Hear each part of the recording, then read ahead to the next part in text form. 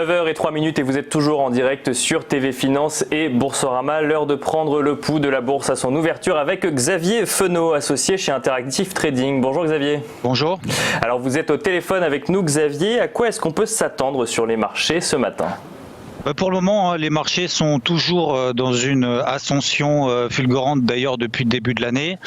Il y a énormément d'attentes autour de la Réserve fédérale américaine le 31 juillet et également cet après-midi avec la Banque centrale européenne. Donc on a en tout cas une dynamique qui est clairement toujours haussière. C'est très compliqué dans la zone de cours actuelle en tout cas pour nous, d'envisager des achats dans une optique de moyen terme, tout simplement parce qu'effectivement, les perspectives macroéconomiques ne sont pas bonnes et c'est ce qui justifie l'anticipation des opérateurs et des marchés de politiques monétaires, que ce soit de la part de la BCE ou de la Fed, accommodantes. Donc là, a priori, le marché s'attend, et on le voit également au travers de l'euro-dollar qui est en train de chuter, en tout cas d'entamer une dynamique baissière quand même relativement forte depuis les 1,13. On est autour des 1,1130 maintenant, donc ça montre bien que les opérateurs anticipent d'une part une révision à la baisse des perspectives d'inflation et donc que, hormis baisser les taux, sachant qu'ils sont déjà à zéro de la Banque centrale européenne, tout simplement relancer la planche à billets, autrement dit lancer un quantitative easing. Donc ça soutient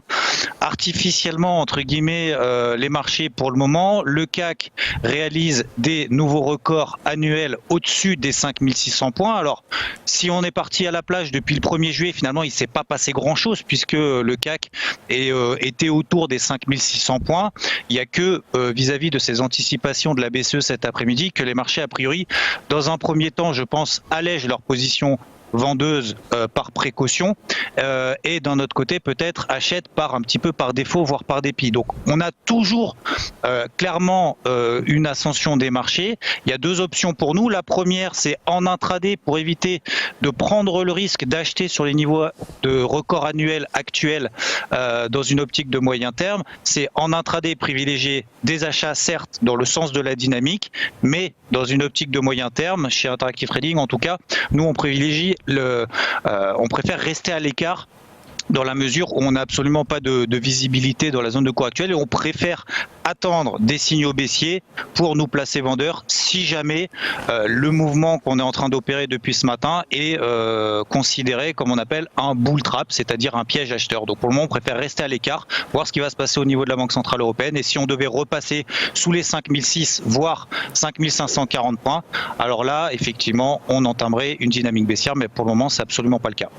Donc restez à l'écart et prudence du coup avant les déclarations de la BCE. Merci beaucoup Xavier Fenot pour votre analyse. Je rappelle que vous êtes associé chez Interactive Trading.